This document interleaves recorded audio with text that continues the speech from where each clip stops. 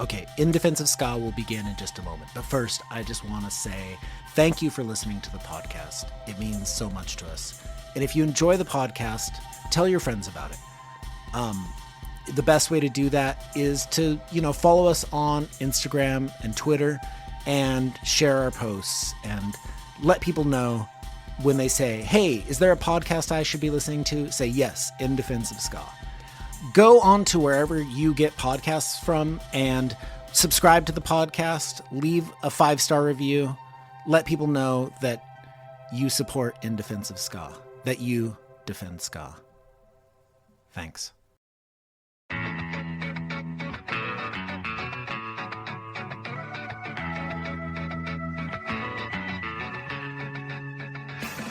Gogol Bordello formed in New York in the late 90s. The members came from all over the world and brought with them a variety of instruments, like the violin, accordion, horns. But the band is distinctly American in that they are a group of people with different backgrounds blending their culture together to create something new. The group's leader, Eugene Hütz, a Ukrainian refugee, specifically sees Gogol Bordello as a punk band. And though it isn't punk like the Ramones or Black Flag, it is very much a punk project in its essence of how they approach music and the energy they bring to the stage. Today, we talk to Eugene, dig into the group's history and philosophy, and we understand what role ska plays in the upbeat, bouncy sounds of Gogol Bordello. So I like the idea of this kind of immigrant punk band. Mm-hmm. These, people coming from all different places and coming together and playing punk together. I think that's a really interesting way to partner yourselves together to make music. Yeah. And I guess that's what Gogol Bordello was from the very beginning. I remember when I first heard them, I was just totally blown away by how it was just all of these different styles of music, particularly with sort of like a Eastern European folk sound to it, but just punk. Yeah. Just energy. Yeah. The thing that was always expressed to me was their insane live shows. And Eugene's ferocity as a front person to just get into, huge swirling audiences and command a crowd. I think the other thing too about them, particularly their live show back in the day, is just their usage of these different instruments and embracing them in a way where it's not at all novelty. It is just you're playing these instruments. You're attacking these instruments. You're using them for getting the sounds and the energy you can get from them and creating interesting music that's punk rock. Yeah, there's no reason punk rock just has to be loud guitars and banging drums, right? Yeah. Whatever you're playing, bring it to the party. And Gogol Bordello, particularly because of these influences, there's always been like this upbeat element to it. Yeah. Which is a ska component. Or is it just a beat that internationally recognized as making your body want to move? This is something we talk about at length in this interview. Yep. I want to talk first about this song Focus Coin, which one of your new songs off your new album. You released it like a little while ago. When I heard it, I was like, oh my goodness. This is Gogol Bordello officially is playing ska. Good. That's the plan. But if you browse through our albums, you'll find a lot of that from the very beginning. Sure. It's like ska without doing ska. Yeah, even my previous bands. Ska and hardcore, they go hand to hand. They never were not going hand to hand. Yeah. And ska and punk was never like separated. And I can probably write up a whole list of songs that have semi-ska or pretty blatant ska elements. So yeah, there's no contradiction there. I always felt like, Operation Ivy and Murphy's Law and, especially early OE and punk and, ska bands from England were just like living and breathing it. Sure. Yeah. I think the marriage of ska and punk happened pretty quick back in the two-tone era, and I just don't think they've been separated ever since. Yeah, exactly. So, well, I'm glad it's working out for you. The song is about the sort of how our focus is an important thing that's being, I guess you could say, attacked in this era of many distractions. Yeah. Anything else you want to say about this particular song? Yeah, for sure. Where I mean, it's kind of, the last couple of years were pretty trying years for everyone on the planet, and now with pandemic, now war in Ukraine is going on, and Russian propaganda just is thriving on this people disability to focus. It's actually their main tactic is make their statements unintelligible, and so people just kind of get used to not having a satisfying answer, and they already drilled their population into it. Like people that are don't even care about satisfying answer, they're already in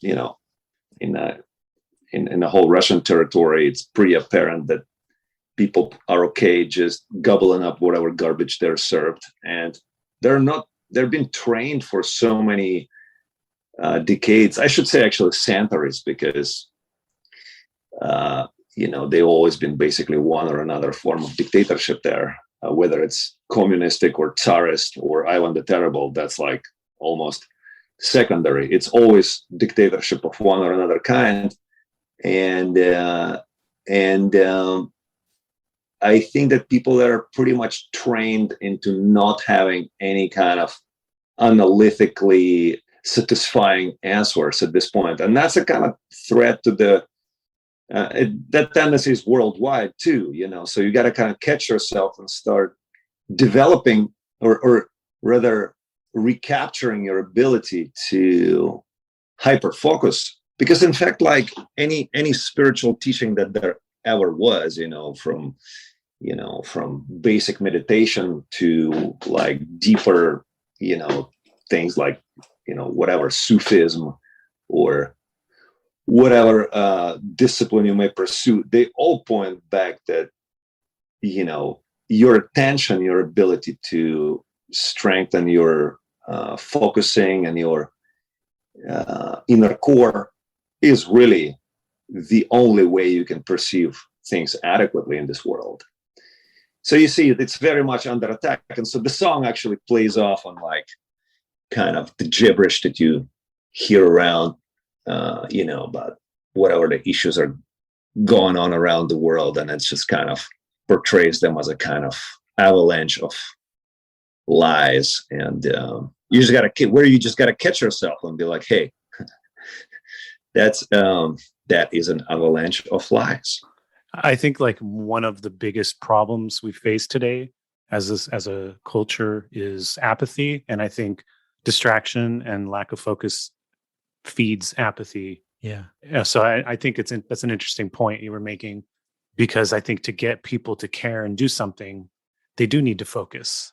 Yeah, I mean, it's more than they just have to focus for focus sake. It's just they will not be able to have their daily operation structured in an adequate way. Their priorities will be upside down, and they will unfortunately not live their maximum potential life. Without getting into too deep about that, it's like it's segued into a pretty, if maybe like 20, 30 years ago, that would be considered to be kind of like conspiracy theory or something like that kind of mentality.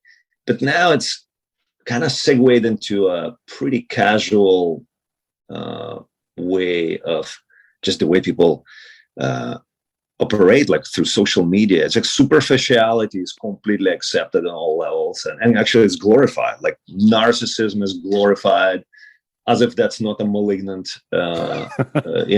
trait. It's just like, yeah, let's get more of that done. It's just kind of absurd. Yeah.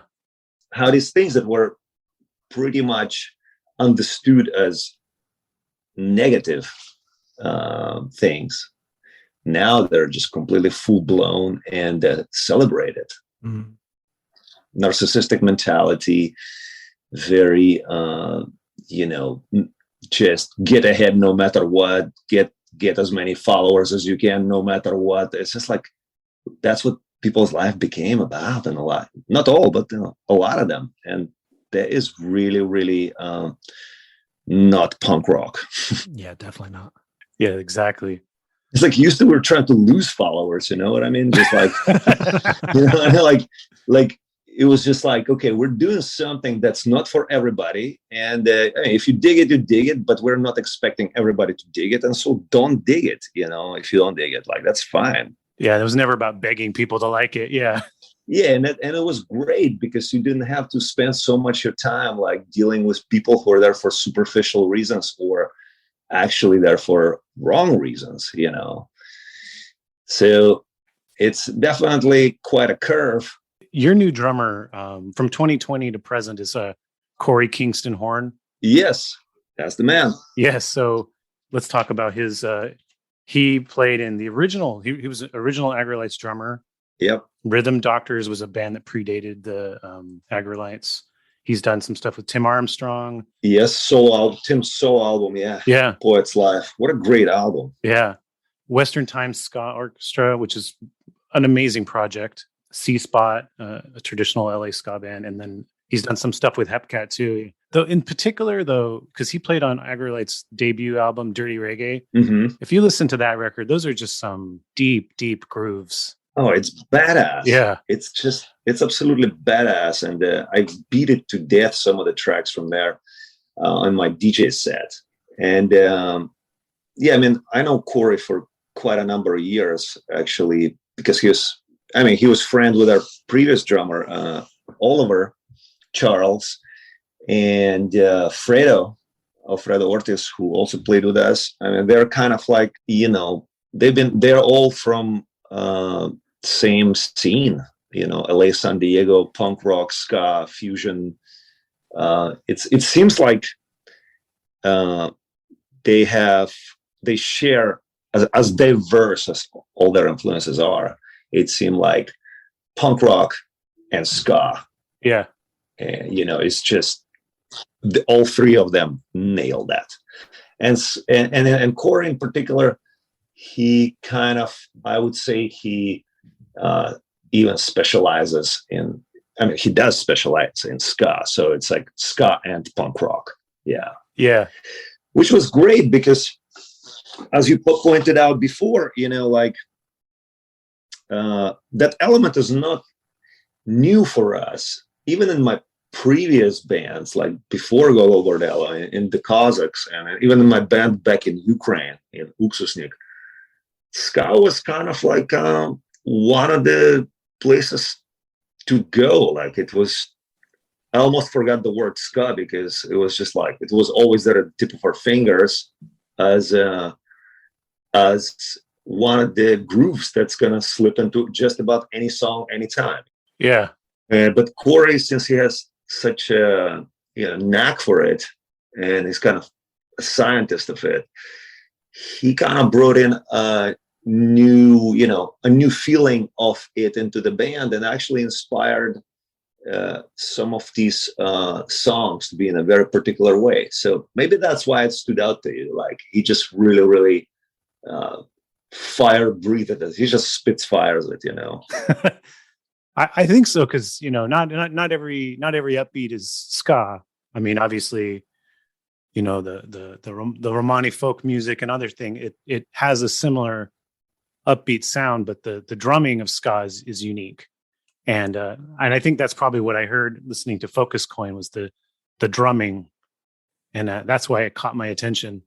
Right, so that it's more so than previous incorporations of that. I can see that for sure, because as you said, yes, there in gypsy music, in Eastern European music, there are grooves that are basically, if you don't get it under microscope, they could be considered like very, very ska. Yeah. But it's that nuance, that whole like washing machine, and that whole vibe that makes it the ska, So yeah. I mean, to so many of the uninitiated, they hear ska and they think, what is this? polka or mariachi, and all of them have that same upbeat element, Right. but they're all a little bit different. Very super different. And I mean, even the Latin ska, like the way Latin punk rock bands do it, down in Argentina and in Colombia, Scampida was a great punk ska band we played with. We're always really good friends with. They do have their own feeling of it. It's really, really kind of, how would I say it? It's more of a stabbing kind of staccato feel, perhaps more aggressive too, but it is quite distinctly different. Yes. What do you think is the universal appeal of the upbeat? Well, I mean, people do want to levitate somehow. I mean, I love that.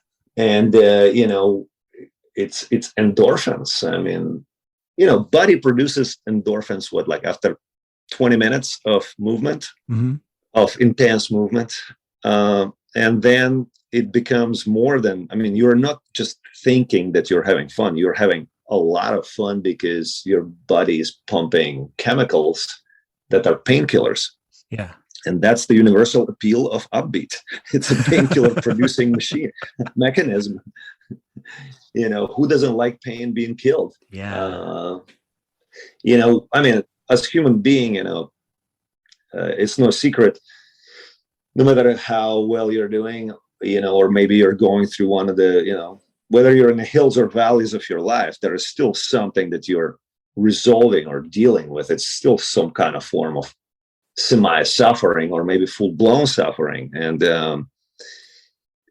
all those things that people latch on to is whether it's, drugs or alcohol or better music, those are ways to medicate yourself and get yourself out of these problems and feel better. So, of course, pumping so much natural, I forgot the names of those endorphins, but at one point I was like studying it, kind of was so curious about it. But that's the story, that's the appeal.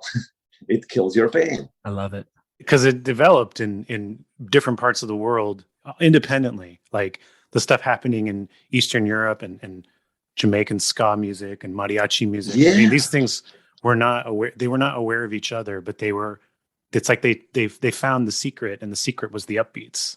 I love that anthropological musicologist kind of way of looking at those things and connecting the dots. Like, I always enjoyed that. So what would be like unifying thread between the upbeat of, Jamaican ska and Eastern European and Latin music, the reasons are climate and socio-political and history, those are probably the things that make those particular territories so rich with that kind of music. Sure. Because those are very tough areas to survive, maybe not on first glimpse, but they are. That's usually where there's a lot of poverty, a lot of unresolved history. And, that's kind of, Eastern Europe and Latin America has that in common, that's for sure. And, and Jamaica is not so far behind. There's just a lot of tensions that constantly need being resolved. Mm-hmm.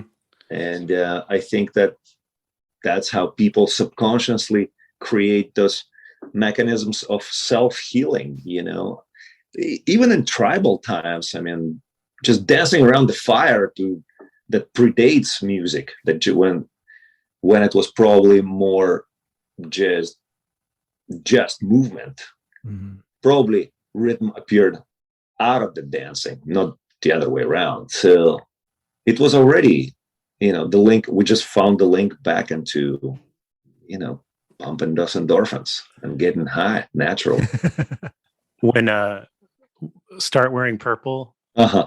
I imagine that any show you play no matter how the crowd's been, when you go into that song, that no one's capable of not moving. You're not wrong about that. That song just like seeps into your bones, and it just demands movement. Yeah. Well, that's actually that song is kind of found perfect marriage of Eastern European vibe, in fact, and ska reggae element, which is pretty prominent in the arrangement there. It's just was such a natural way to arrange that song, which is very Odessa, Black Sea, Ukrainian kind of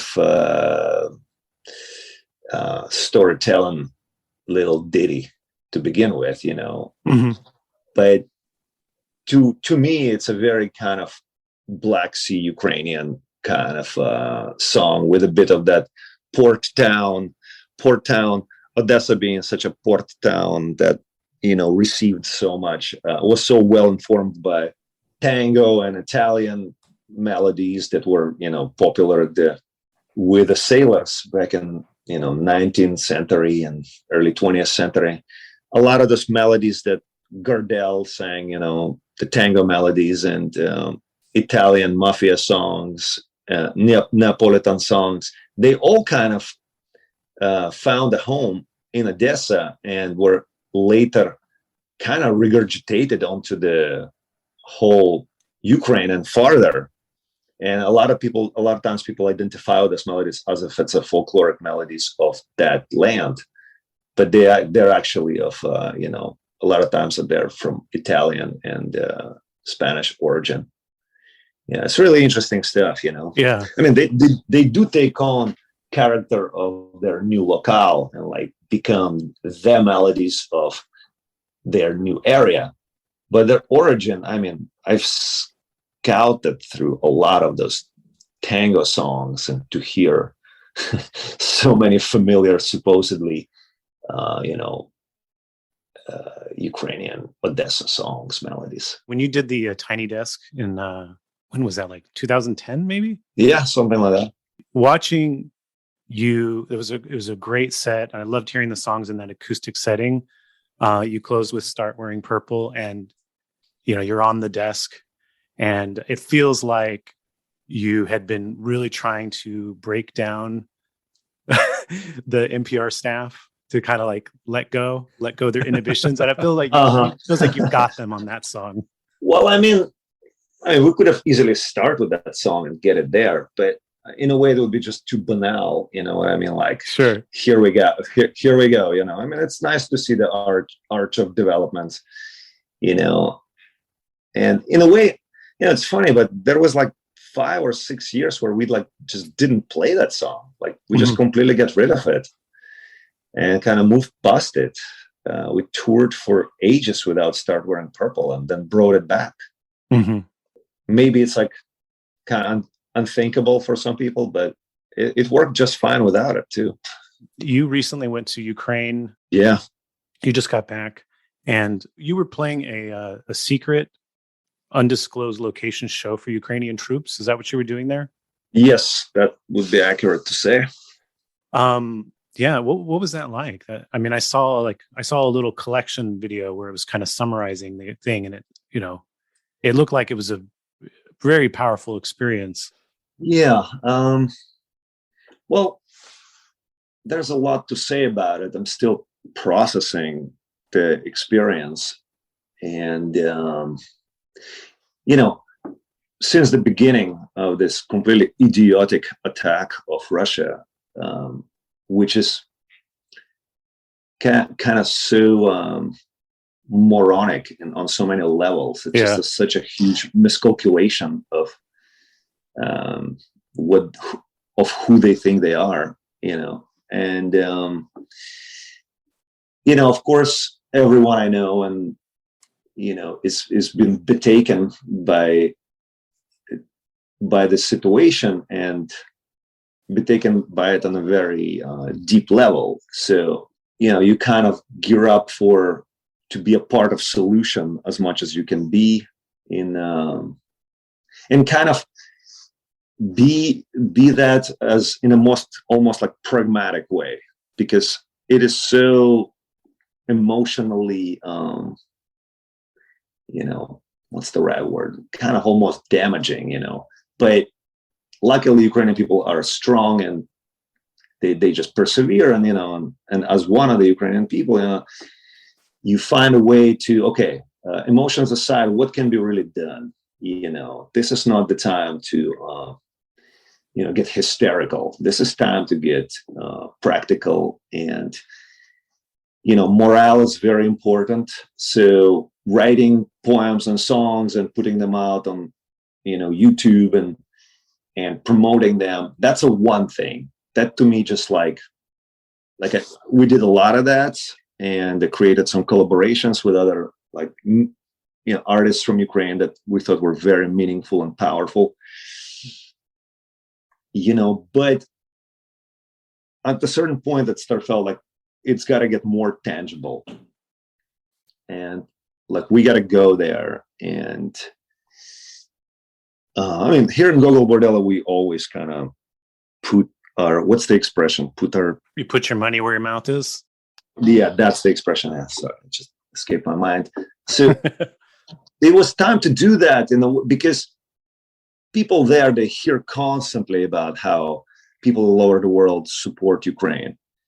But, when you really see it, when somebody is coming from afar, whether it's just an organization of people flies in and, meets them face to face, that's a different result. They feel it differently. They really feel it, and they really appreciate it. And, and it was important for us to do it because a lot of actors been going there. A friend of mine, Liev Schreiber, has been going there a lot. Ben Stiller, Angelina Jolie, people been going there. Sean Penn has been doing a lot of amazing work for that. But it's harder for musicians. It's a lot more people. It's, a band is a band. It's band with a crew is always going to end up 10 people. It's a lot more logistics. It's wartime. It's not easy. And plus, some people are just scared to go, and understandably so. So it was important to kind of break that mold, and go there as a band and show that, yes, you can go, and, provided it's all professionally organized, and, it's not a time to go basking in Ukraine, obviously, but it's time to go and do, but it's time to go and do things that bring results. Yeah. And that was the idea. So, I grew up there. A lot of my friends are, went on becoming other artists or musicians or, painters, designers. Some of them became diplomats and, work in other spheres. So between all of us, we had a reach to organize this and do it. And we were kind of basically logistically and legally guided by these trusted Ukrainian sources. So it was very well organized. I guess you can't, I'm trying to sound so methodical about it, but of course we're musicians, we are emotional. So once we got there, it was actually unbelievably cathartic, because we not only played for the battalion of soldiers that actually were one of the first to receive the enemy back in February. So these people faced the brutality of the very first attack, bringing joy to them, and having some time to talk afterwards, and kind of rubber sweaty shoulders next to each other, and exchange some uniforms and just little gifts. It was really, really moving on that level. But we also were very blown away by the musicianship of the military band, because it was a jointed it was a jointed gig. There was, soldiers from the military enjoying the gig, but we also played with, I think it was about 6 or 7 musicians from the army forces. And when this gig was coming together, we loved the idea. We learned some of their songs, they learned our songs, but we still were kind of we didn't know what kind of musicians they really were. Like, were they going to be mostly brass musicians that have like gigantic, like tubas and that kind of like, military kind of spirited marching band vibe?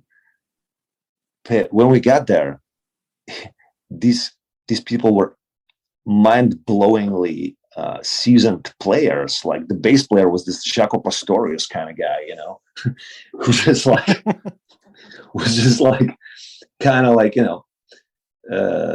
beyond Berkeley gunslinger, and other just virtuoso level musicians of like rock and folk and classical schools. So we just like, this is going to be amazing. Like, this is not going to be this like thing where we're trying to make it work. It's like, it's done. Like, we're going to really enjoy this mutual catharsis, and catharsis it was, Yeah. Yeah. You're from Kyiv, and it's my understanding that at some point you moved to the outskirts of Kyiv, and that's when you discovered punk rock and the punk rock scene. Is that accurate? Yeah, I mean, it's not really outskirt. I mean, I was born and raised on a kind of almost outside of Kyiv. It's Boyarka. It's a small town, outside of Kyiv actually. But then I lived in Kyiv, and then we moved once again to Abalon, which is a borough of Kyiv that's kind of more remote. Well, at least, I mean, it is remote, but it's sort of like, I love that explanation because it really works. It's a kind of Bronx of Kyiv. Like, if you'd live at the back of the Bronx, like closer to, farther up, that was the feeling, I was literally living in the last building. Like, after that building of that borough, there was just a flat field and, river, Dnieper River, and then the artificially created sea, Kyiv Sea, and there it was. And then it's Chernobyl, so it's like that. It's a real outskirt, would go up on the roof and, you look one way, you see kind of Kyiv in perspective, and you look the other way, it's just prairies, and sandbars. And it was a really great place to grow up. Like, as a kid, you have all that ammunition of like taking it as it is. You're not like, you just take it as it comes. So we were growing up in like construction area, basically, since I was 8 until I was 16. There was nothing, not even trees, just unfinished buildings, which were, about 9 floors and 16 floors most of the time. Just kind of projects, more projects, and sand. Like, there was not a whole lot of payments. Just, from a subway, the first years when we, it was a last stop on a subway, the Hero of Dnepr, the heroes of the Dnieper, and then you had to go through like sand dunes to get to your apartment for like a kilometer. You know what I mean? That was the vibe. That sounds like something out of a dream, like walking out of a subway, then walking through sand dunes. I mean, you could take a pavement, but it would like soon have to be two kilometer walk. Yeah. It was just like, it's just 1 kilometer straight through the sand. We just do that. It was like normal, and just get to your get to your building and, take your shoes out and take the sand out and go up into your apartment, Amazing. Yeah. So it was kind of very cool, I think, for our arts development, because in a lot of ways, it was like living inside of a coloring book that you need to color. And we did a lot of that coloring, that's why the music was the color, and metal was, I was always in the music because of my father being so, he grew up just like maniacally obsessed with, rock and roll, and he passed it on all to me, like metal and all that kind of thing. I was already into it when I was like 10 years old, but when the punk came, that was like I discovered my music. So I got my own record collection, and kind of, it was just music of my time, of our generation, and there was a lot of passion and a lot of our scene, I think, was pretty greatly informed.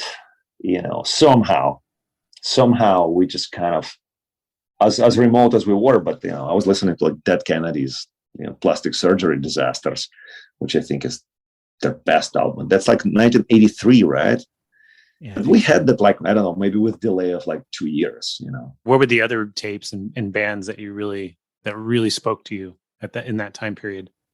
Right. So I was gravitating towards more high energy and eccentric kind of punk. So I started with, Dead Kennedys, like, of course, because they were just, it's an absolutely mind-blowing band. Like the first 2 records are just masterpieces.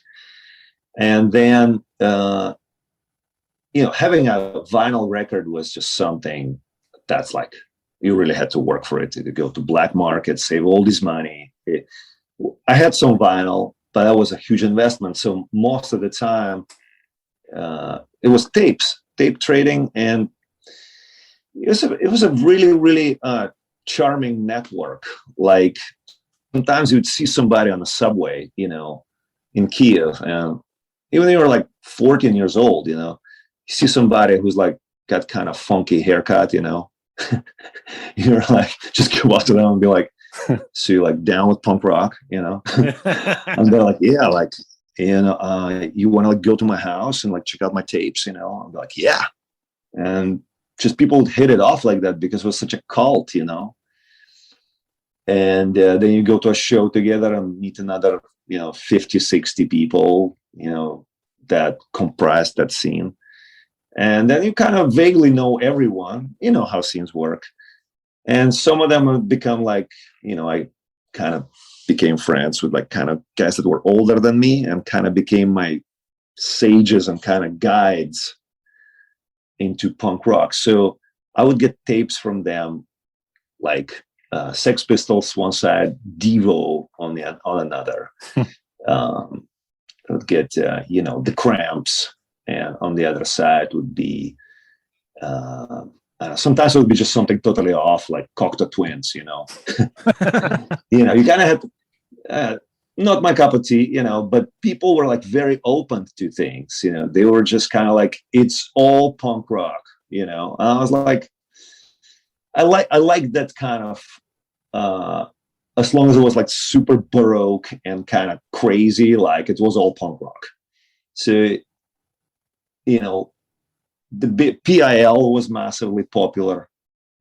Public Image Limited was just like out of control popular amongst us. Those are the big ones. Then I kind of I think I went with a more of a, with these kind of older dudes who were like 5-6 years older than me. They were kind of pretty notorious characters in punk scene in Kyiv. Kostya Baton and Mandron, like they were just kind of like amazingly knowledgeable guys. And I started listening to more G.B.H. and like kind of proto hardcore bands, who were just less eccentric but more energetic. and Exploited, and all this like punk and disorderly compilations, like One Way System, Discharge, all the bands that kind of UK bands that then, as I found out later, kind of influenced the birth of like hardcore music in the States. Mm-hmm. Yeah, so I kind of was like, got on that train like back in Ukraine, on that like proto-hardcore, Exploited and all that kind of thing, And then one thing that really blew my mind was that when Sonic Youth came from New York City and played a show in Kyiv in 1989, was like just so out of the blue, like nobody knew who they were, and their music was kind of really singular, but I was just kind of like, I think they were, I met them when they were there. I mean, I was just like one of the skinny, scrawny guys in a leather jacket at the show backstage that didn't speak any English. But I think that the first time I heard the word hardcore, I think was probably from Thurston, from Sonic Youth. But I think he said artcore, but I thought he said hardcore. But later on, I was reading like interview with him, and he was saying how he thinks they're more like artcore band, which is totally accurate for Sonic Youth. But it kind of got hardcore on my radar, Yeah. And and the most amazing thing, as you know, about punk music is just it was so rapidly evolving that every 2 weeks there was some kind of new streak of it. Seemed like you would get new tape, or somebody would tell you like, oh yeah, that whole thing is like finished, like just like shave your mohawk, and like it's now it's this thing. Now it's like Hare Krishna hardcore. That's the latest thing. Now it's like Youth of Today and Shelter, like that's the thing. You're like, oh, I gotta check it out. And then I don't know if I'm gonna like fully go out there and embrace the ideology of it, but it's pretty impressive, how intellectually explosive it is, Yeah, you mentioned ska being something that you were aware of and even incorporated back in those days. What were the bands you were aware of? Yeah, Selector, mm-hmm. The Specials, of course. Something that had the kind of street vibe, Yeah. Something that didn't sound so pedantic, and Bad Manners. Bad Manners were awesome. Murphy's Law, it has a lot of ska element. I mean, it's hardcore band, but I think it's just a great band any way you look at it. Yeah. It's just like it's just great band that has great songs, fun stories, fun storytelling songs, and the really proper arrangements. It's quite a work of art, like Murphy's Law, if you like really know all the kind of vitamins that they come from. But we played with Specials actually several times, and it was really cool. In Europe, we played festival twice together, and we hang out with them. And I remember, maybe it was their bass player, but one of the original members for sure. Anyway, we had this really cool talk where he was like, listen, first time I heard Gogol Bordello was on Jules Holland show, and I was like, what the fuck? This is like, it's like these dudes just like stole a bass line from us, then they like have these kind of like, Beatles, David Bowie kind of like backup singing going on. And then, the singer is just kind of just fucking punk rocking it out. And it's got this little bit of gypsy music, and it's got like all this, and he just got kind of like went to this analytical breakdown. It was really interesting to listen. And I was listening to it, I was like, sounds pretty accurate. I mean, we're playing Lela Palatute actually on Jules Holland, and that's what he saw. So the bass line there actually is kind of like specials. It's you know, I was like, dude, you're fucking nailing it. I mean, yes, you know. He's like, yeah, I mean, we do the same, you know, that's how it's done. You know, you're your own synthesizer. And they just could directly see into a vortex of what we're doing, you know, musically. When you were getting those tapes, was Op Ivy at one of them?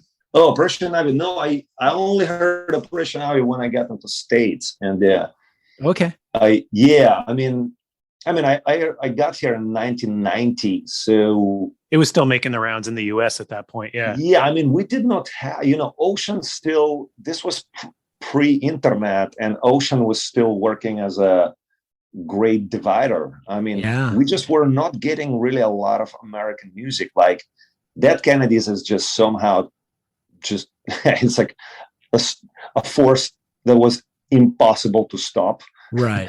Like nature could not hold it back. That was very popular. But like I didn't hear like Black Flag or Agnostic Front or you know, Talking Entry and or Gorilla Biscuits until I got to States. And then when I did, or Fugazi, you know. Oh, okay. And all of those bands, I you know, some of them became, you know, my favoriteest bands of all times, you know. Yeah. You know, Fugazi and Agnostic Front in particular is just, I can't see myself without appreciating that whole, like, what they done. It's just too monumental, you know. But it wasn't somehow that, I mean, I was the first person actually to send tapes with American hardcore to Ukraine. I would make these nice. I would, you know, as soon as I like picked up some equipment and Salvation Army, you know, we were still living in a refugee house in Vermont, and I started like communicating, you know, with local punk and hardcore scene kids, and they were super awesome. They were very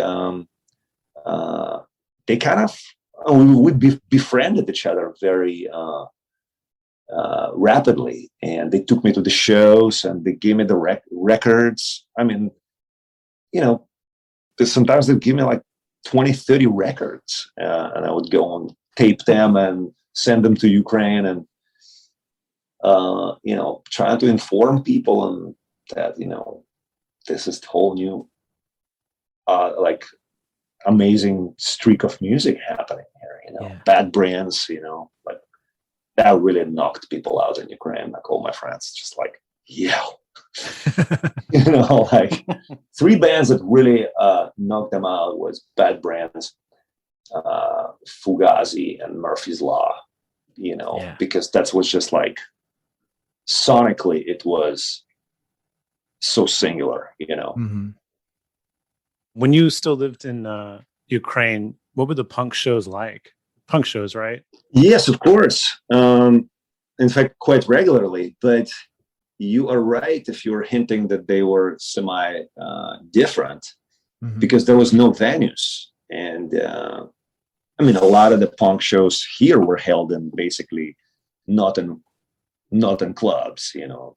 A lot of them were in like Ukrainian National Home, or, you know, Polish social clubs that would just get rented out to them, or, you know, some kind of gymnasiums. And but there it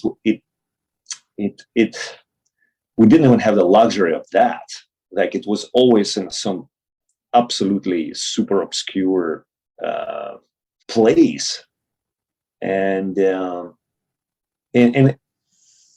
when somebody said, you know, there was no posters, you couldn't hang up a poster and be like, hey, punk show, like that's like, no, like you'd like be expelled from the, you know, college or, you know, school for organizing that show or putting up that flyer.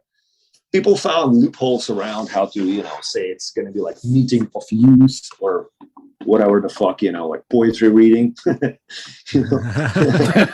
poetry reading with guitars and drums, Yeah, it's technically there's poetry involved.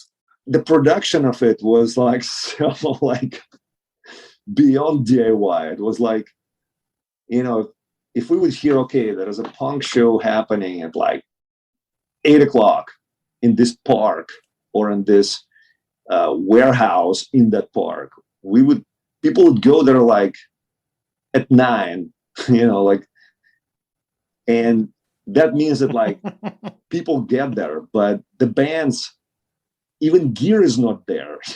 So it means that like maybe at like 9:30, like the drummer shows up and starts like checking the kick drum. You know what I mean? Like finally it all comes together and goes on for like half hour, before it gets shut down. And that was like, but it was still a huge event because as long as it reached the point of some kind of a eccentric burst out, whether it was from people in the audience or on stage, it was kind of like that. Like it was more of a social event.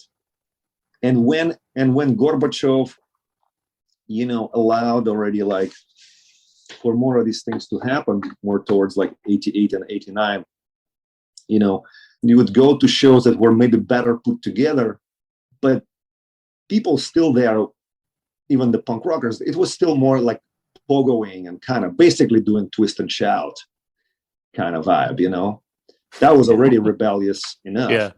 So, when I got to States and I was just like, start going to hardcore shows, I was like, yo, this is like, this is a choreography that I have not seen and I dig it, like the whole slam dancing, crowd surfing thing just became like a regular thing to do.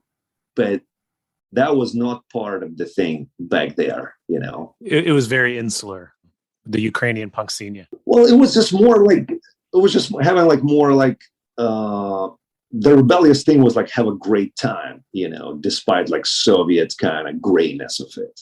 Mm-hmm. It was different in that sense, So in 1999, this is when you start Gogol Bordello in New York. Actually, it was more like 97. Oh, okay. Yeah, I mean, I moved to New York 97, and it started as I just started playing by myself with guitar in Ukrainian bars on Lower East Side.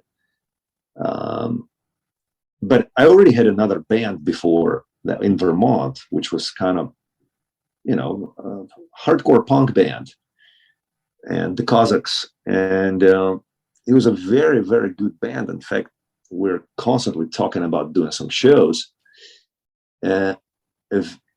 Very much proto Gogol Bordello like.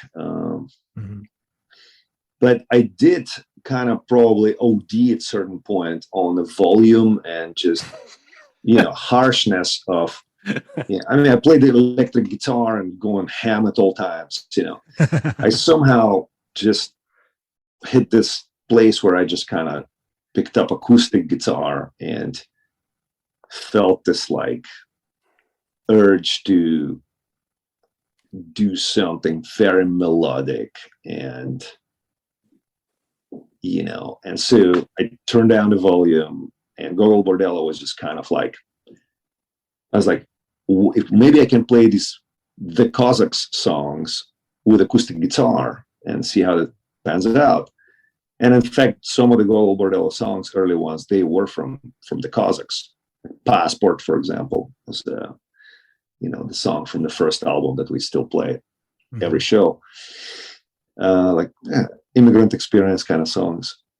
And I was like, wow, it sounds really good, more like an acoustic, punk rock. And so I kind of like, stripped it down to that level. And then, it became more of a duet with our very, very original accordion player, Sasha. And we kind of start performing like that as a duo, at parties and some venues like Sidewalk Cafe, that kind of like, it was a pretty legendary spot where a lot of people started out. That kind of, I think Beck started out there, and Regina Spektor actually started out there too. Apparently, as we talked, turned out to be right around the same time with us. Yeah. Yeah, it was just like Monday night open mic, and then if you're like caught a good vibe with Luch, the guy who was curating it, he would give you like an hour on a better night, just things like that. And so in it's kind of interesting, but there was never really time when Gogol Bordello really started, because it's kind of cross-faded from the Cossacks, and some material from there, and me moving to Vermont, from Vermont to New York City, and then Sasha, who was already playing with the Cossacks by the end of it,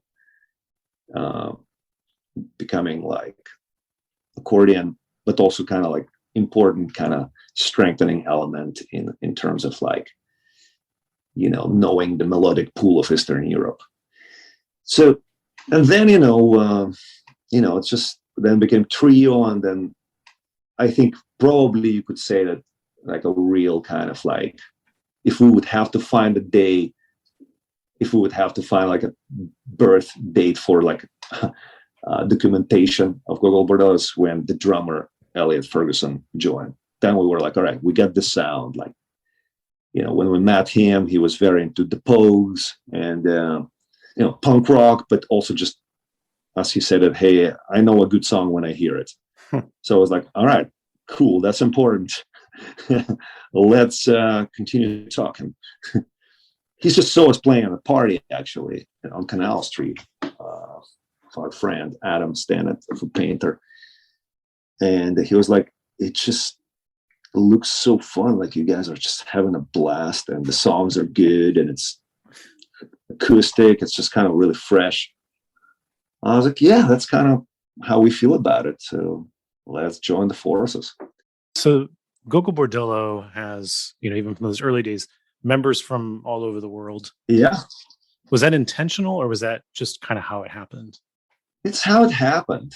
I mean, I really didn't have any intention for, we were not baking a cake, with instructions and like, hey, let's have all these ingredients. That was not, it's impossible to imagine Gogol Bordello without Sergei on violin, but he was not on the first album because he was not in a band.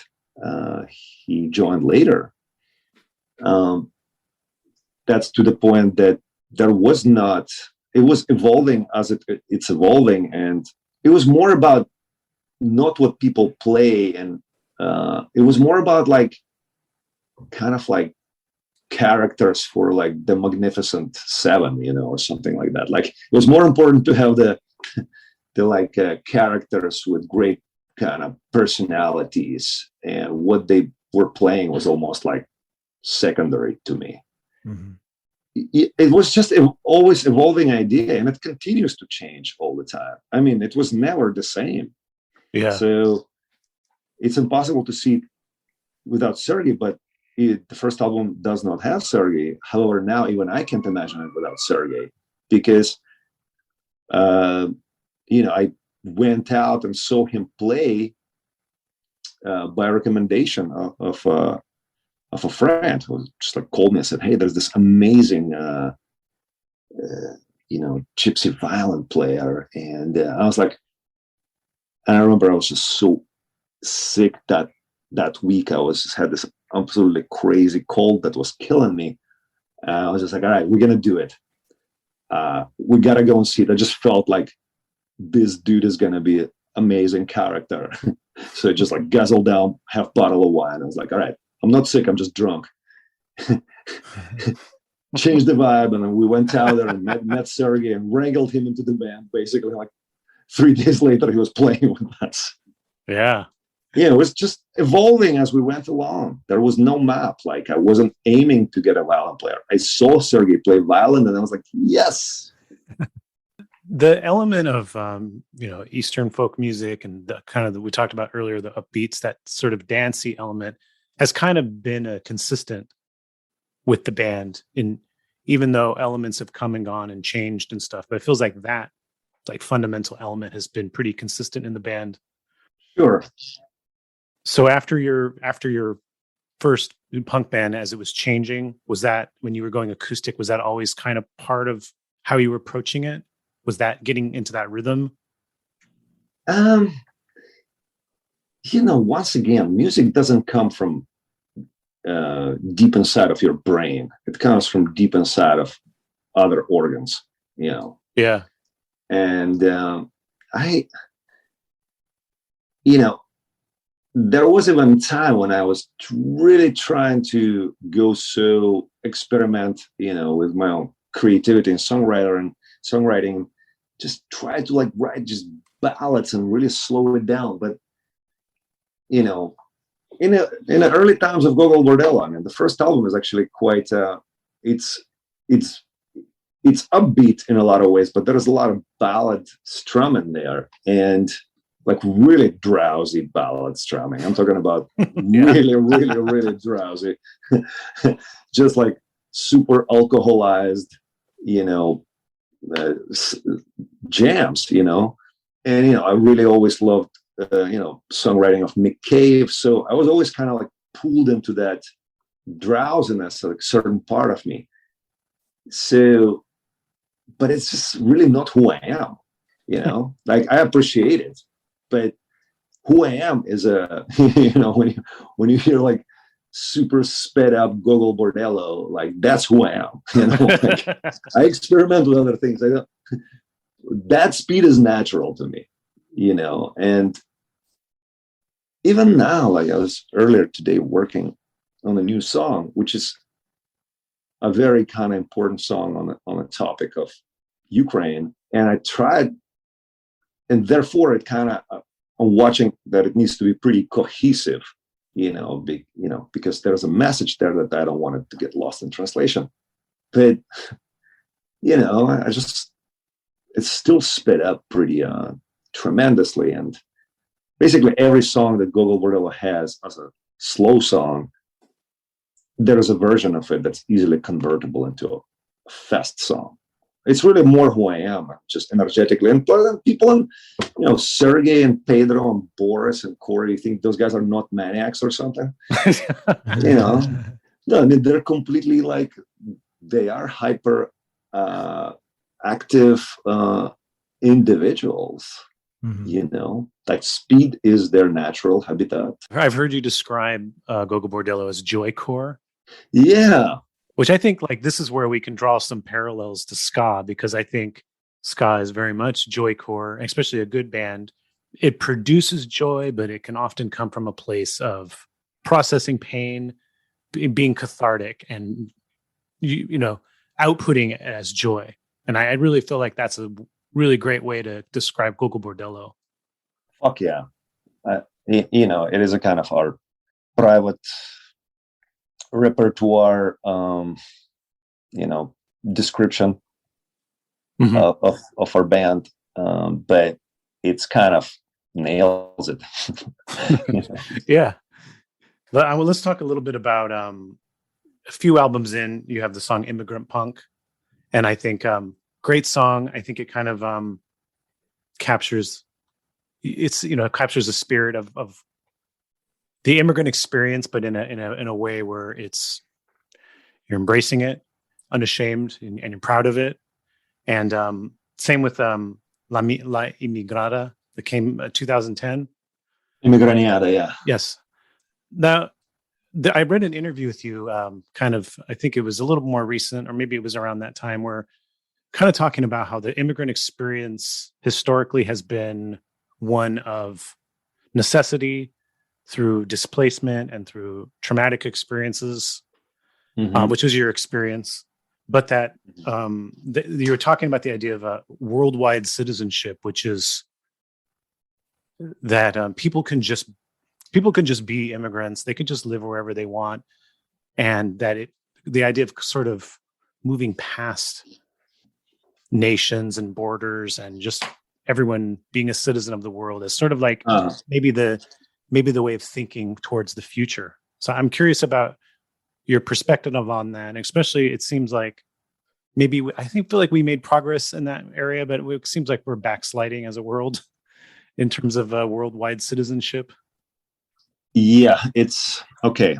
So this is like a very complex kind of topic, and especially I already saw it like, kind of thrown in my face several times where like, oh, you were always talking about, like, that kind of rising above the borders, and here you are like advocating for Ukraine, about the borders, and which on the surface to, for sake of journalistic, like, kind of cheaper form of controversy, kind of vibe on the surface that can be like something to talk about, but it's very simple to understand that yes, we are sliding backwards, like you just started pointing out. When you live in relatively in those decade, when you live in those relatively all-right kind of decades, like 80s and 90s and early 2000s, you kind of you have a little bit of leeway there to fantasize about things that are good, like you're envisioning a perfect world, and you're talking almost on behalf of perfect world because you're able to sometime. Those are also problematic decades, of course, but there were enough collective like optimism, kind of turn of the century kind of vibe of sense of promise, where you think that things can get significantly better, and you can operate on that level, and it's very inspiring, and you psyched to share those inspiring visions with other people and exchange them with other artists. And there are people who really champion that topic, kind of like whole cosmopolitan idea, which I can identify with it very well. That's very that speaks to me for sure. But when you're like seriously witnessing entire planet going backwards, in quantum leaps, and suddenly some of the accomplishments that you thought you could take for granted are just like suddenly not there, it's you need to catch yourself and everybody else that like we're not living in perfect world, like we did not get there, like seemed like we're almost there, but we're not there at all. And therefore you need to readdress these topics in a slightly different way. People here in the US, I think, are aware of our own backsliding, with Trump and his anti-immigrant rhetoric and people latching onto that. But anti-immigration is a global issue. It's a global backslide that's happening. Yeah, well, because it's so complex. Yeah. It's like, let's not make it unintelligible.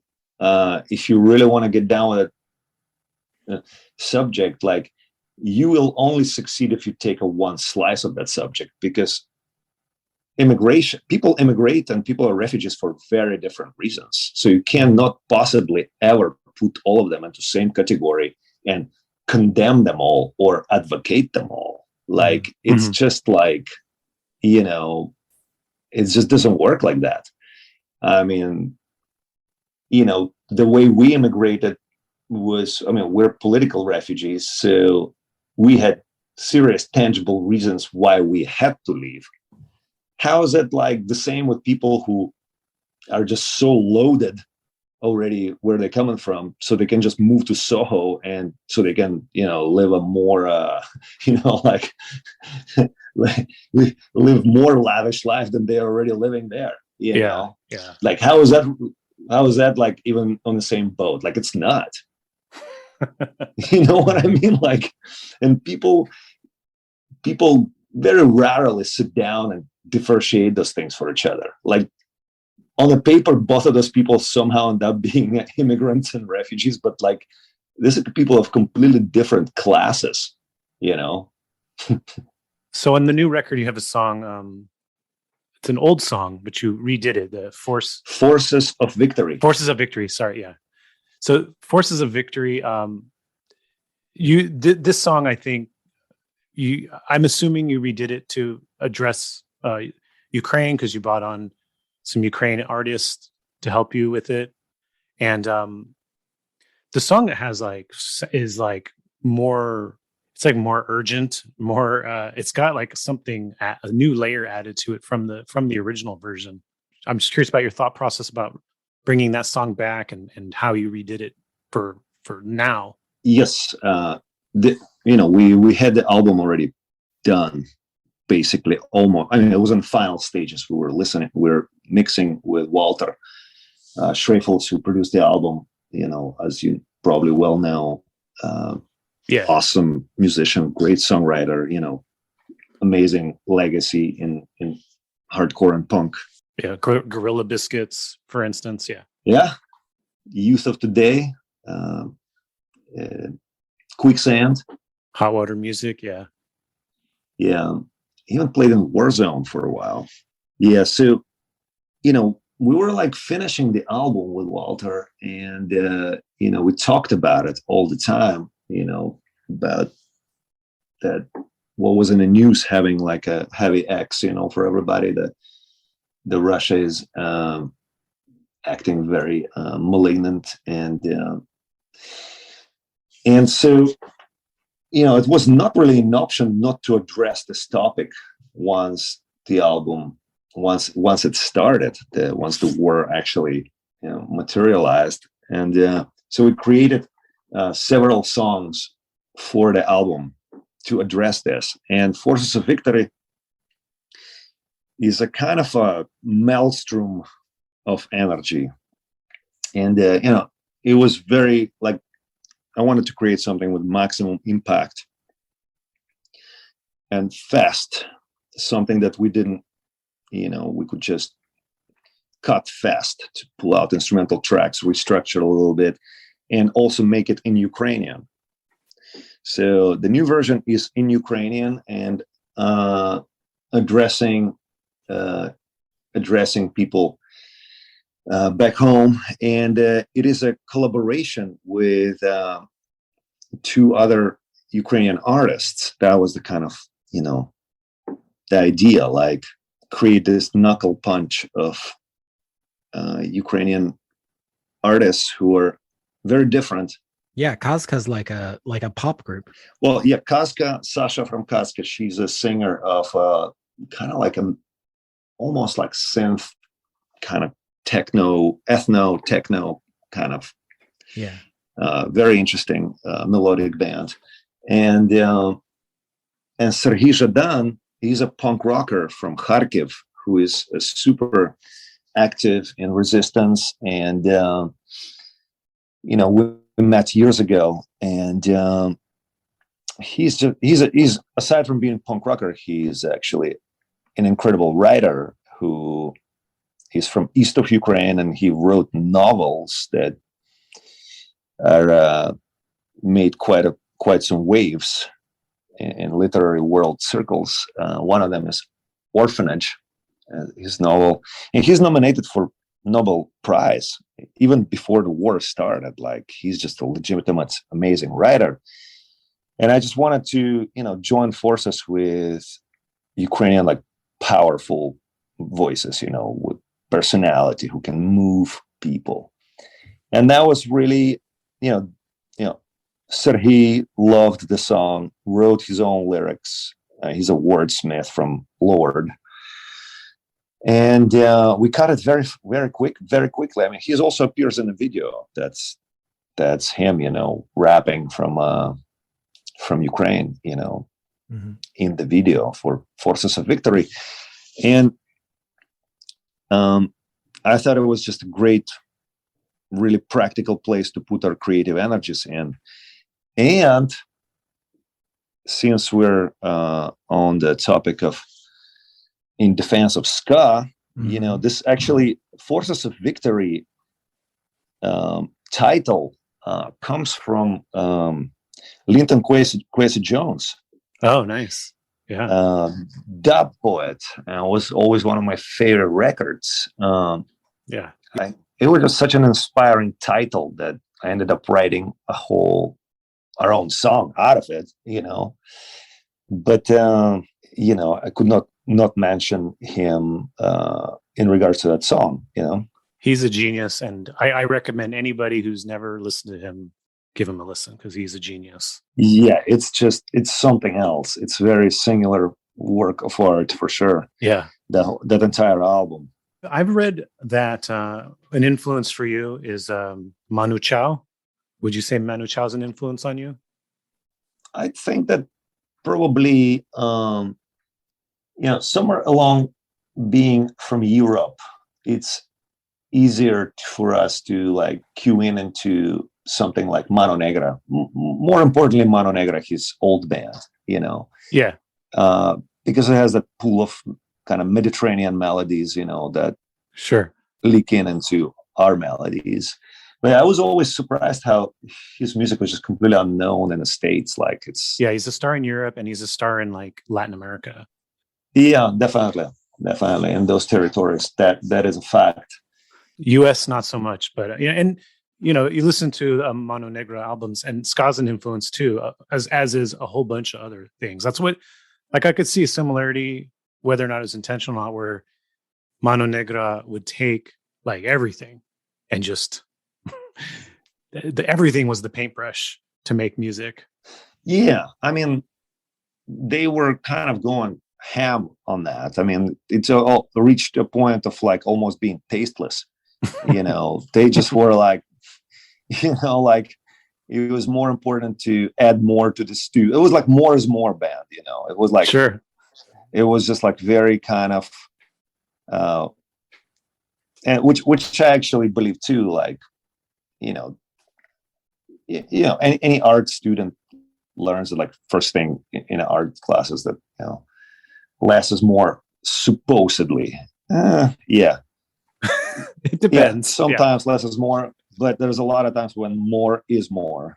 And I think that we kind of proved that in a lot of ways. Just like having like army of people on stage, and and just like having, I mean, we kind of go back and forth. Of course, it's like we know what we're doing with our music, especially like the style has been so developed, and the so-called gypsy punk is just actually so much more than that. But it's like I kind of know all ins and outs of it and what's gonna kind of work and what's not, but within it. But in a lot of ways, there was also stages of just like throwing everything together and seeing what's going to be the chemical reaction of that. Yeah. And sometimes it worked and sometimes it didn't. And in a lot of ways it continues to be so. I mean, as I said, it's all right that it's kind of continues to live its life and keep changing certain sides of it. That's the secret of its longevity. Yeah, you have to do that as an artist and a musician. You have to.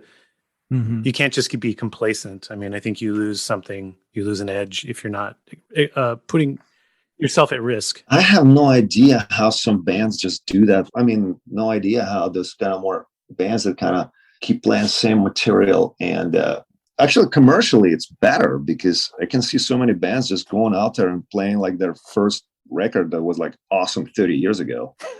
Yeah. And like, They just and that's all they coast. do. Yeah. And they just like slay it, and like they're making a bank. And like, I could never do that. Like, I just like we don't do that. Like we have element of, the jukebox there somewhere where there's, just a whole bunch of songs that people will not let us go without. But, I just, there has to be like a whole part of the show where like, I don't know what the fuck is going on, like, because it's like new and untested and uncharted, and everybody's like, in a band knows like, okay, this is the part of the show where we're like totally kick-ass, and this is like the part of the show where it's like may fall apart any second. and it's like, and it's awesome in this way. Are you familiar with the band Ruskaya? Yeah, we crossed paths with them, but we never played a show with them. I mean, yeah, I'm not really, I wouldn't say that I know much about them, actually. Yeah, they're a band. I mean, they're a newer band. They started in like 2005, but they're based out of Austria, and they have Russian and Ukrainian members of that band. And they call themselves like turbo speed metal, but to me, it's a lot of ska elements and like a lot of juxtaposing like different styles and sounds. I was just curious if you guys knew each other or anything. So, peripherally, not on kind of. As I said, we never played together like a theater or club show, and which is how you get to know people. Sure. There's a great band that has. This is really actually funny because I discovered, every tour I go and I come back with like a bunch of new music, just people bring backstage and check it out, And I really came from one tour in Latin America, and was checking out all this. That music, and really was digging this band, Cuatro Pesos de Propina. Yeah. And I was like, wow, it's just like they got something special. It's got like all these influences that I love, and they do get pretty crazy at the same time. And I was like, well, where are they from? And like, what is it? It ended up to be a band that played with us in Argentina, like several shows, and I just missed the band that was opening the show, and more than that, I partied and got hammered with them after the show without realizing how awesome they are. So later on I reconnected with them, and we finally established connection and start talking about collaboration. But if I wish I'd known that then, because we would probably end up playing together on stage that night. I absolutely love their music, Yeah. Back in I want to say 2004, you were part of the Kill Your Idols documentary. And when I watched that movie, I think I had become a fan of Gogol Bordello just a couple years before that, but and I liked some of those bands in that film, but I felt like when I watched that, I said, oh, hands down, your interview was the best. You had the most interesting things to say. Oh, thank you. About punk rock. I really like what you said about how like punk rock is trial and error. I think that was like one that really, really appealed to me. And that what you liked about, sort of the initial punk rock and what you were hearkening to is this idea that it was new and nobody really knew if it was cool or not. And that there was a beauty in the allowance of that as an artist. Right. Where you could sort of just try things without that pressure. And anyways, I like that a lot. I like that. And I like that you can really see that in your band. I mean, in that particular documentary, there's like footage of you guys from like the Knitting Factory, and you guys are going insane. And you're on stage with all the instruments that people don't normally associate with punk rock, and being way more punk rock than probably every other band that was on the show. Yeah, that remains to be pretty much true. I mean, probably for certain people whose points of reference, who are just a lot younger, they already experienced punk rock as kind of something more formulaic, like you get that thing and then you get that kind of look and then you're punk rock. But of course, the gist of it is that is the great variety of what punk rock is. Mm-hmm. You know, it's actually pretty. There's actually very diverse kind of diverse culture with very many, you know, sometimes conflicting fractions of it. You know, and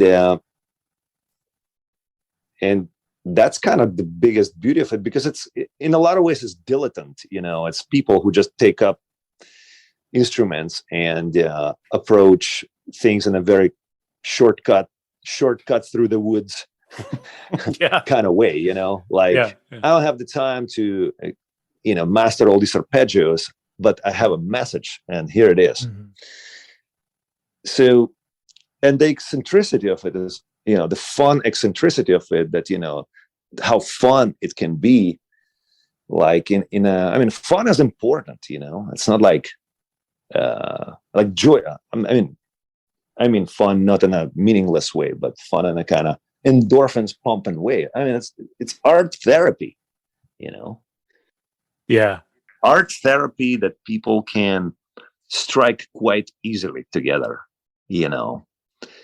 And one of the appeals actually of punk ska is just how easy it is to start playing it. Maybe not for a drummer, but you know, that's why it sometimes gets bad rap, you know, because, you know, there's just so much. It's just a lot of super dilettante people went and those like kind of like, what do you call it, like what's the ska wave that got the most bad press?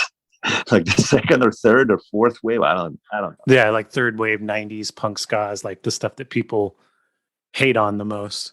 Yeah. So like, I think it's almost like maybe it appears like too easy, you know, but at the same time, it's just like, you know, you do your thing, you know, you gotta do what your true calling is.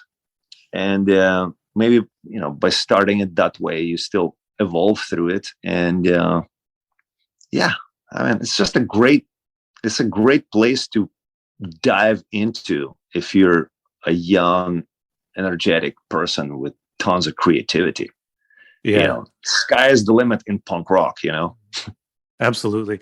Yeah, it's interesting because like in the mid 2000s, like gypsy punks, I feel like kind of caught the attention of the critical world, and you guys were appreciated. But then I was reading some articles for later albums, and I kind of felt like the way they were analyzing you guys was really bizarre. Like they were like using the fun and the joy against you. And it kind of just like annoyed me. And that annoys me with music criticism in general. It's like music, like how music makes you feel. Music is fun. Yeah. And how it makes you feel is very important part of the experience. Like, yeah, definitely. Absolutely. Well, I mean, mental health is, you know, not very widespread thing. So, you know, it's like, you know, there's just a lot of people who are so lost in their head, and then they're kind of trying to describe something that they essentially do not understand. Like they just can't have access to it because they're disconnected from it. Like if you don't have like a vibrant emotional, you know, life, you're not gonna like Gogol Bordello. Like it's like, you know, you're not supposed to. I mean, I don't care, you know, whatever. As I said, like, we're not about like, let's get all the followers we can. Like, I don't care. Let's lose some followers. I mean, I'm ready, whatever. You know, it's about like, you got to be faithful to your true calling. You know, like our true calling is creating that levitation vibe, you know, and experimenting all the time, you know. So I'm not a big reader of reviews of our albums or really any albums. Mm-hmm. And I don't care if like critics like, you know, new Nick Cave album or new Quicksand album or not. I don't think I've ever read any of those reviews actually. Maybe by mistake somehow, but no, I think it's a good move not to read that stuff. Yeah. I mean, plus every band, not every band, but in our band, we explored some visions that we were like, it was our vision, like, because there's nobody did that. That's why we went there. That's why we kind of tried to you know, take the best shot we can onto making fun, like symphopunk, let's put it this way. Like, this sounds ridiculous, right? Sounds like oxymoronic straight off the bat. But especially in like the album before this, and Seekers and Finders, like the idea was like, let's drive this symphopunk idea as fast as it gets, or as best as we can, like, since we have like classically trained classical virtuoso guys like you know, Sergey in a band, and Pasha, and Yuri was always a huge like virtuoso and classically like trained musician, you know. And we did that, and we felt like we drove it home. And while we were doing it, yeah, I think there's some really great things on the Seekers and Finders, but I can see how it's almost like a little too sophisticated for like somebody who is just into really like punk the fuck out. You know what I mean? Mm-hmm. Yeah. Like, it was leaning into that, but that was the vision we were pursuing. And it's not a lifelong commitment. It's an album. Yeah. You know, we made that album, and while I was doing that album, while I was mixing it, I was looking at it thinking, wow, that really works. That really doesn't. And you know, the finesse and baroqueness of like virtuoso playing can work very well in certain punk rock context, like Forces of Victory, yes. But in some of it, it's actually those vibes rub against each other. Like the refinement, the too much refinement kind of kills the punkness of it. Mm-hmm. And you know what I mean? So through doing that, you naturally arrive back to doing like really raw punk, hardcore kind of felt record, like the new one, you know? Yeah. It's all part of the, you know, it's different chapters of the same story. It's kind of, that's what it's about. Yeah. I mean, we said this already, but it seems like you as an artist, you have to be willing to take a risk. And when you take risks, you don't always succeed. And that's like, I don't see why anyone feels bad about that. That's a part of the process. Yeah, absolutely. In fact, the best artists that, I mean, they all failed terribly most of the time, actually. Yeah. It's just like this mythology of pop culture is so fucking stupid that, you know, where people are like, it seems you're like, just like everybody's acting like your job is to constantly succeed. Like, it's not. Right. You know what I mean? Like, that's not what we do. Like, people succeed when they succeed, and other times they spend developing that success by experimenting. You know, like, why is that not understood? You know, I mean, in fact, I feel very sad for artists who are like enslaved in charts and have to constantly bust out under so much stress, some numbers, you know, that it's just like, who wants to do that?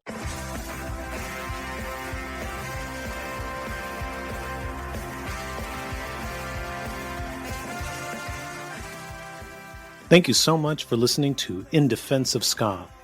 If you've enjoyed this episode, please like and subscribe to the podcast wherever you normally stream or download episodes. If you haven't already, grab a copy of my book, In Defense of Ska, available at clashbooks.com. You can follow us on Twitter, Instagram, Facebook, and TikTok. It's at In Defense of Ska. And please consider joining our Patreon at patreon.com/In Defense of Ska. You will get monthly bonus episodes, extended interviews and commentary per episode, and access to the In Defense of Ska Discord. In Defense of Ska would not be possible without the great team that tirelessly works on it every week. So you should go check out their other projects as well. Co-host Adam Davis has an amazing band called Omnigon. Give them a follow on Instagram and Twitter. It's simply at Omnigon. And our editor, Chris Reeves, has a phenomenal record label and podcast called Ska Punk International. For more information, go to skapunkinternational.com. And if you've ever enjoyed one of the highly specific In Defense of Ska memes floating around the interwebs, it was likely the work of The Bands I Like Only Charge $18. Find them on Facebook, Instagram, and Twitter. On that note, we leave you by saying ska now more than ever.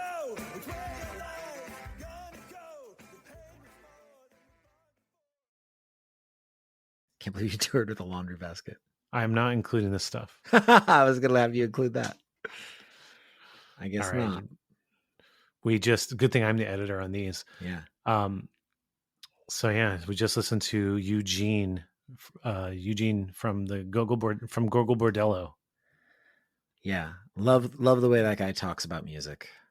Yeah, I love how like kind of philosophical and deep the conversation got. Mm-hmm. Behind the scenes, behind the curtain, we talked about ska quite a bit because during the interview he mentioned that he liked to DJ. He said the Aggrolites were one of his bands that he liked to DJ. So we dug in a little bit deeper behind the curtain, and he told us more ska songs that he liked to DJ. He name checked quite a few international ska bands.